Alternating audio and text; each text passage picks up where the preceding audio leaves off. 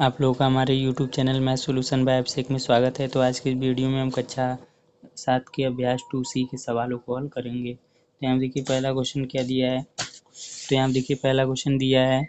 पहला क्वेश्चन हमारा दिया है 12 गुणे 12 गुणे 12 गुणे 12 गुणे 12 और गुणे 12 को घात रूप में व्यक्त कीजिए। तो इसको हमको घात के रूप में लिखना है, यानी हम इसे कैसे लिखेंगे। 12 है तो 12 लिख देंगे। अब देखिए 12 कितनी बार है, 1 2 3 4 5 6, 6 बार है तो इसके ऊपर कितना लिख देंगे, 6। यह इसका आंसर हो जाएगा।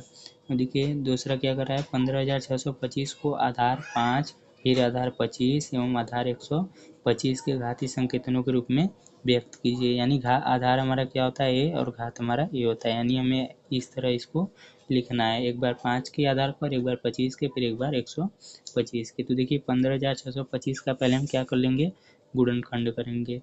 15,625 का गुणनखंड कर लेंगे। तो देखिए किससे जाएगा, 5 से जाएगा तो 5 3 15, 5 एकम 5, फिर 5 दूनी 10 और 5 पचे 25।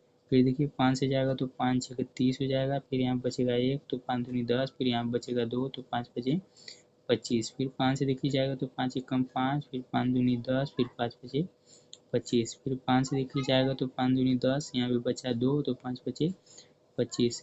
फिर 5 से देखिए जाएगा तो 5 पचे 25, फिर 5 से जाएगा 5 एकम 5, यानी कितना हो गया, 5 के ऊपर अगर हमको घात में लिखना है, यानी 15,625 को हमको किसके घात में लिखना है, 5 के ऊपर। तो 5 की घात में, तो 5 देखिए कितनी बार है, 1 2 3 4 5 6, कितनी बार है, 6 बार। तो 5 के ऊपर कितना लिख देंगे, 6।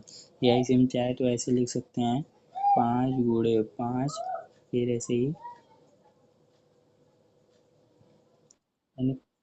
यानी कितनी बार है, तो 1 2 3 4 5 6, तो 1 2 3 4 5 6 बार लिख लिए। तो 5 के ऊपर 6 हो गया। फिर इसी को हमको अगर लिखना हो 15,625 को किसके गुणा के रूप में, 25 के, यानी यहाँ पे क्या लिखा है, 25 के रूप में कहा है। तो देखिए कैसे लिखेंगे, तो देखिए 5 पचे 25, फिर देखिए 5 पचे 25, फिर 5 पचे 25, कितनी बार हो गया, 1 2 3 बार। तो 25 के ऊपर कितना हो जाएगा, 3। यह इसका आंसर हो जाएगा। अब देखिए अगर इसी को लिखना हो हमें 15,625 को 125 के घात के रूप में, तो हम कैसे लिखेंगे। तो देखिए 5 पचे 25, 25 पंजे कितना होता है, 125, यानी ये तीनों को अगर हम मिला दें तो हमारा 125 आएगा। तो इन तीनों को भी मिला देंगे तो हमारा 125 आएगा। तो देखिए 125 कितनी बार आया, 1 और 2 बार। तो देखिए यहाँ पे 2 बार आया तो 1 और 2 बार, तो यहाँ पे क्या लिख देंगे, 2। ये इसका आंसर हो जाएगा।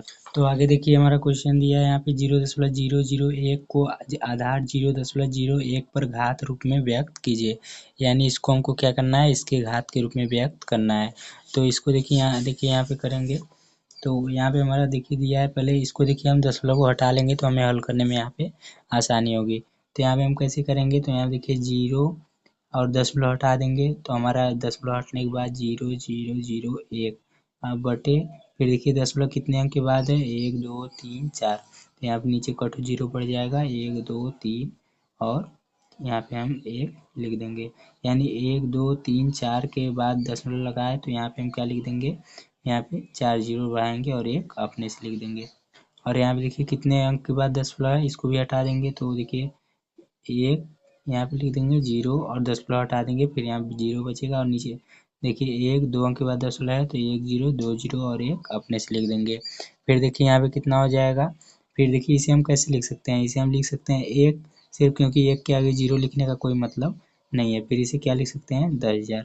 फिर इसको भी 1 हटा देंगे और नीचे क्या लिख सकते हैं, 100। अब देखिए इसको कैसे लिख सकते हैं, 100 को हम 2 बार गुणा करेंगे तो 100 दाम में कितना हो जाएगा, 100 का 100 में गुणा करेंगे तो कितना हो जाएगा, 10,000। तो यानी 1/1000, 10,000 को हम क्या लिख सकते हैं, 1/100, फिर गुणे 1/100, यानी इसका गुणा इसमें करेंगे तो इतना हमारा प्राप्त हो जाएगा, इतना।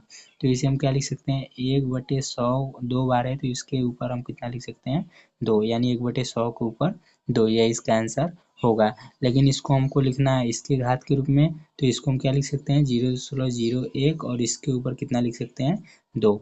जैसे यहाँ पे हमने किया वही चीज़ यहाँ पे कर देंगे, ये इसका आंसर हो जाएगा। अब देखिए आगे देखते हैं। तो आगे हमारा देखिए क्या दिया है, तो आगे देखिए हमारा दिया है यहाँ पे चौथा -343/512 को आधार -7/8 पर घात रूप में व्यक्त कीजिए। यानी हमारा दिया है यहाँ पे -343 और बटे हमारा 512 को किसके घात के रूप में लिखना है, -7/12 के -7/8 के घात के रूप में लिखना है। यहाँ पे लिख लेंगे 8, ये हमारा एक नहीं है।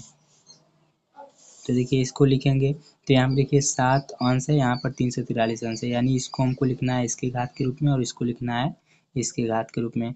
तो देखिए हम क्या करेंगे, 343 का हम गुणनखंड कर लेंगे, 343 का गुणनखंड करेंगे तो किससे जाएगा देखिए, तो 343 हमारा देखिए 7 से जाएगा, 7 दूनी 14, 7 त्रिक 21, 28 हो जाएगा और यहाँ पे कितना बचेगा, यहाँ पे 28 कट जाएगा, यहाँ पे 6 बचेगा, 7 9 कितना हो जाएगा 63।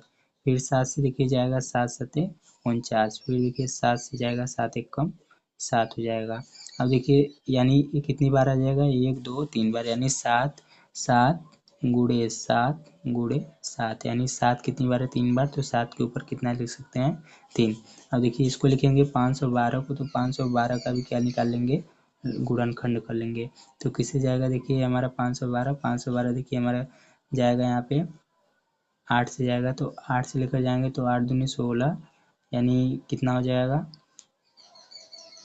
8 छंग 48 हो जाएगा, यानी 8 छंग 48 बचेगा 3, तो 8 चौके 32, फिर 8 से लेकर जाएंगे तो 8 था 64, यानी 8 बेर में जाएगा, फिर 8 से लेकर जाएंगे 8 एक कम 8, यानी कितनी बार बेर में गया 8 गुणे, यानी इसे हम क्या लिख सकते हैं यहाँ पे 8 गुणे 8 गुणे 8 कितनी बार है 3 बार, तो 8 के ऊपर कितना लिख सकते हैं 3, यानी 7 के ऊपर भी 3 और 8 के ऊपर भी 3। यहाँ पे देखिए माइनस है तो यहाँ पर भी माइनस है, तो हम क्या करेंगे यहाँ माइनस लिखेंगे 7 और यहाँ पे कितनी पावर 3 है 3 बार, तो इसको हम सीधे ऐसे डायरेक्ट पूरा कर देंगे 7, फिर यहाँ पे क्या है 8 8 के घात के रूप में लिखना है और दोनों को पावर देखिए 3 है, तो इसके ऊपर कितना लिख देंगे 3, यानी इसको अगर हम हटाएंगे तो दोनों पावर हमारा कितना निकल जाएगा 3, तो ये इसका आंसर हो जाएगा, यानी -7/8 के ऊपर 3 हो जाएगा।